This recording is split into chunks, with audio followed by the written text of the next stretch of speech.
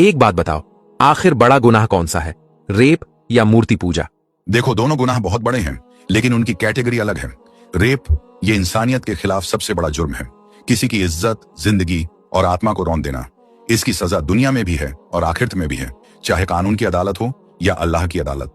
Rape करने वाला बख्शा नहीं जाएगा जब तक सच्ची तौबा न करे और पीड़ित का हक अदा न हो। मूर्ति पूजा यानी शिर्क, ये सीधे क्रिएटर के हक के खिलाफ है। इंसान अपने मालिक को छोड़कर पत्थर, लकड़ी या बनाई हुई चीज की पूजा करता है। इस गुनाह की सजा दुनिया में नहीं दी जाती, बल्कि ये सिर्फ और सिर्फ आखिरत में अल्लाह खुद देगा। और अल्लाह ने साफ कहा है कि अगर कोई इंसान शिर्क पर मर गया तो उसे कभी माफ नहीं किया जाएगा। तो समझ लो, रेप की सजा दुनिया फलसा आखिरत दोनों में, मूर्ति पूजा की सजा डाशा सीधे आखिरत में। और ये अल्लाह के नजदीक सबसे बड़ा गुनाह है जिसे बिना तौबा के माफ नहीं किया जाएगा। मतलब रेप करने वाले को भी माफी मिल सकती है, लेकिन मूर्ति पूजा करने वाले को माफी नहीं?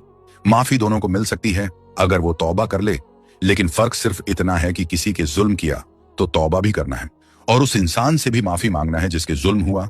लेकिन शिरक करने वाला सिर्फ अल्लाह से माफी मांगेगा और शिरक छोड़ देगा तो उसको अल्लाह भी माफ कर देगा। तो अगर किसी के साथ जुल्म किया तो उससे भी और अल्लाह से भी माफी मांगना है, और मूर्ति पूजा करने वाले को सिर्फ अल्लाह से माफी मांगना होगा। अच्छा, तो बताओ, इस्लाम में रेप की सजा क्या है और मूर्ति पूजा की सजा क्या है?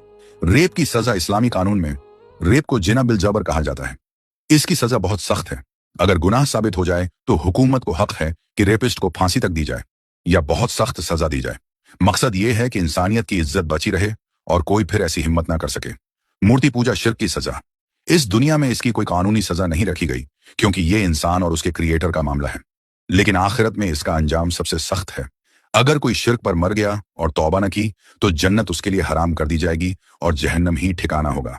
तो साफ है, रेप इंसानियत पर सबसे बड़ा जुर्म, सजा दुनिया और आखिरत दोनों में।